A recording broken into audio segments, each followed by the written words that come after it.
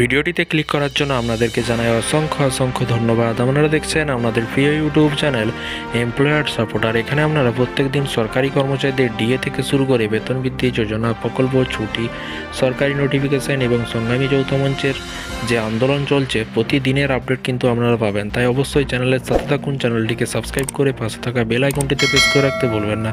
তো ফ্রেন্ডস, ইতিমধ্যেই রাজ্য সরকারি কর্মচারীদের উদ্দেশ্যে মানস ভূঁইয়া কিন্তু কড়া বক্তব্য দিলেন।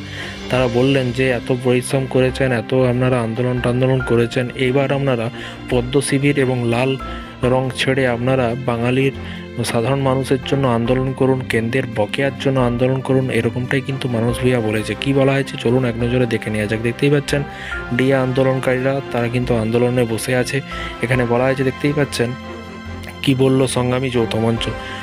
মন্ত্রী মানস ভূঁইয়ার পাল্টা হিসাবে সংগ্রামী যৌথ মঞ্চের যে সদস্য মুখপাত্র ভাস্কর ঘোষ বললেন উনি বা মমতা বন্দ্যোপাধ্যায় যা হিসেব দেখাচ্ছেন যে 135% ডিএ দিয়ে দেওয়া হয়েছে রাজ্য সরকারি কর্মচারীদের, তাতে তো বকেয়া 82% হয়ে যাচ্ছে।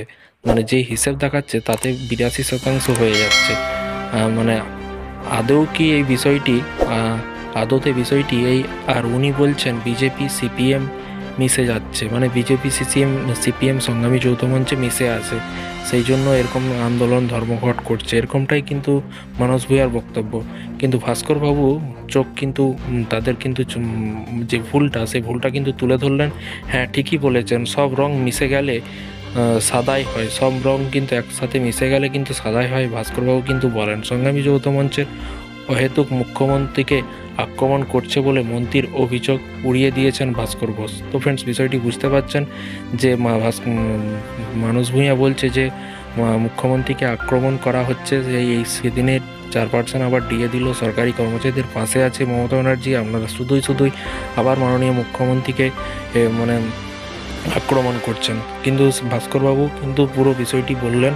তো এই ছিল আজকে একটি ছোট্ট আপডেট। এই ধরনের সরকারি কর্মচারীদের বিভিন্ন রকম আপডেট পাওয়ার জন্য অবশ্যই চ্যানেলটিকে সাবস্ক্রাইব করে পাশে থাকা বেল আইকনটিতে প্রেস করে রাখবেন। আপনাদের মতামত কী আছে অবশ্যই নিচে কমেন্ট বক্সে কমেন্ট করে জানাতে ভুলবেন না। আমার মনে হয় এটা মাননীয় মুখ্যমন্ত্রী তো মন্ত্রী মানে মমতা ব্যানার্জির পাঠানো, মানে মমতা ব্যানার্জি পাঠিয়েছে মানস ভূঁইয়াকে যে এইসবগুলো বন্ধ করার জন্য বলুন, আপনারা চেষ্টা করুন যাতে বন্ধ করে দেয়, এরকমটাই কিন্তু পাঠানো হয়েছে। তো ভিডিওটি ভালো লাগলে লাইক করবেন, আপনাদের মতামত নিচে কমেন্ট বক্সে কমেন্ট করে জানাতে ভুলবেন না। Thank you.